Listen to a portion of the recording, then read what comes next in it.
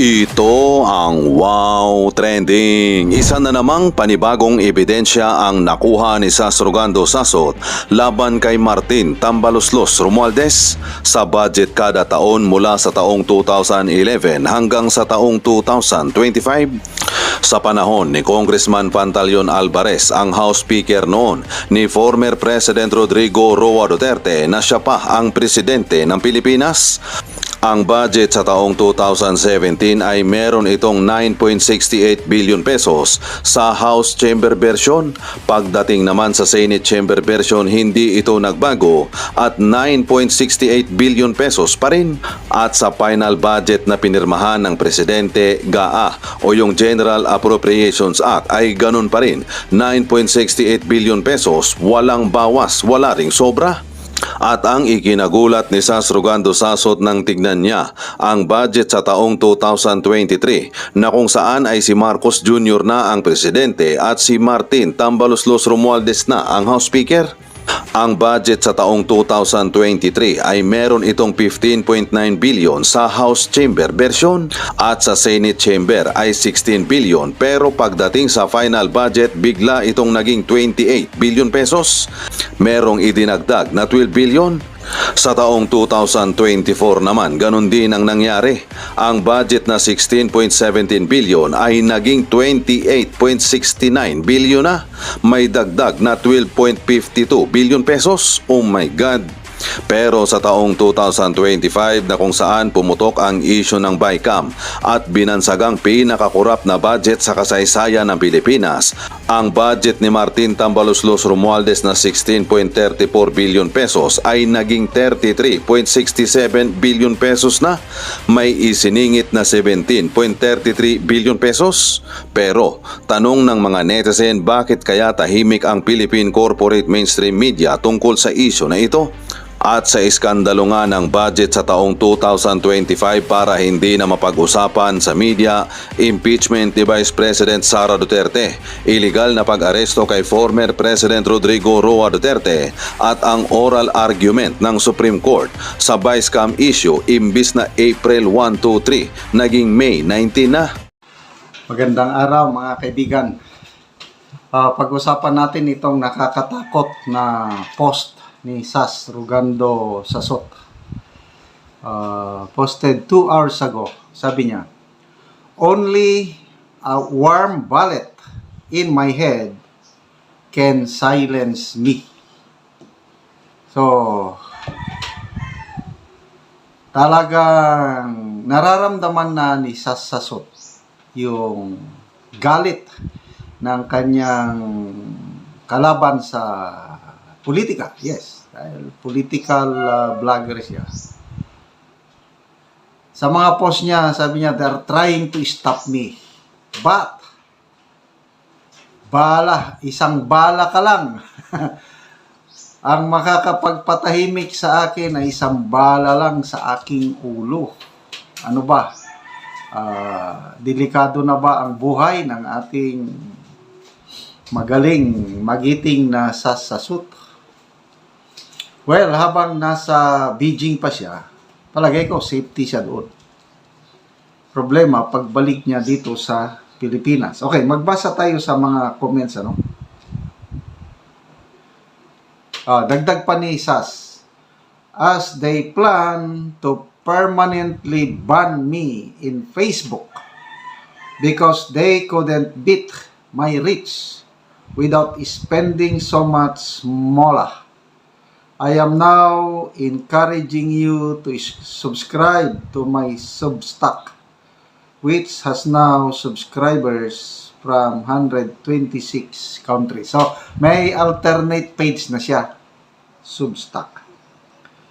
"Why you should have my Substack as backup plan?" Of course, para, alam mo na, kahit ako yung una kong channel dito, nararamdaman ko na igurgur nila, mayroon akong alternate channel. Kaya ito ang ginagamit ko ngayon. Okay, may isa pa siyang post, ano?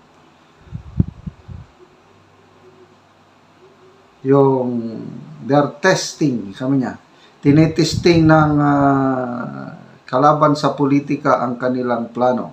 Yan, ito. Talagang napaka-forward looking, napaka-analytical itong mind, puso ni Sasasot. Sabi niya, 36 minutes ago na they have been stress testing their plan since 2023, my dears. They, kung sabi niyan they, yung Marcos Romualdez tandem. First, SMNI. Not much resistance. So, nagurgur nilang no sweat. Napakadali. So, nawala ang SMNI.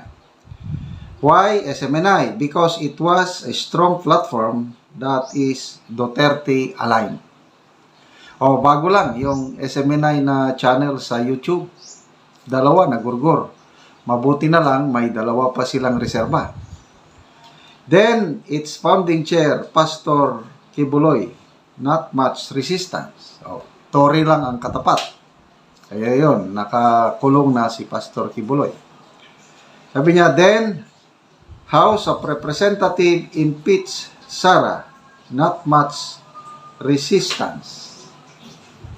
So, mabuti na lang at nagkaroon ng recess at hindi pa umuusad ang impeachment trial. Sabi niya, then they forced Duterte to exile. Nasa Netherlands na po si PRRD. The swiftness of the entire affairs points to the level of boldness they have now. Then they target Duterte-aligned bloggers. Kaya nga, nagkaroon ng TRICOM. So, yun. Ginigipit ang mga DDS bloggers. They kept on escalating because they know they have the escalation dominance. They know Filipinos will just let this pass by eventually. And only you, sabi niya, tayong mga tao, and only you or us, and only you should decide if you will. Because the next escalation of their plans will cost you your country. Nasa huli ang pagsisisi. So, maganda yung pagka-present niya, no? SMNI muna ang tinarget. Walang SMNI. Pastor Kibuloy. Kibuloy, BP Sara. Ngayon, PRRD. Nagawa na nila lahat eh.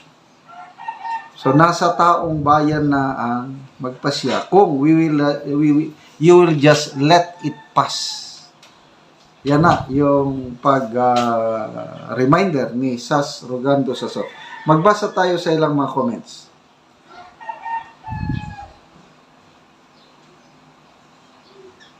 Mike Lubiano. Nope, I beg to disagree. Sabi niya, wala pa po impeachment ng BP, nasa Senate pa yan and by June. But, if the election result will turn out cheated and the BP eventually pursued by impeachment, ngayon pa lang nga si PRRD inaresto pero nagkakagulo na, hindi lang dito kundi worldwide Pinoys and even some foreigners.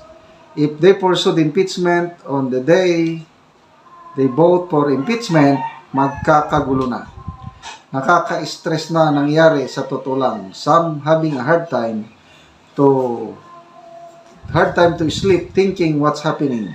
Kahit sa work, affected. Yun. Sabi naman ni Loren, totoo po yun. Kahit ako, dito sa abroad, sobrang apektado na rin. Kaya ang isang magagawa ko ay makijoin sa zero remittance ng mga OFW. Dito na.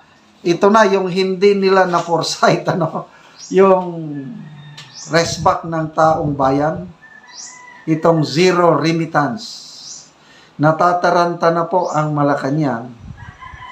Mismo si Yusek Claire Castro na talagang matapang kung magsalita.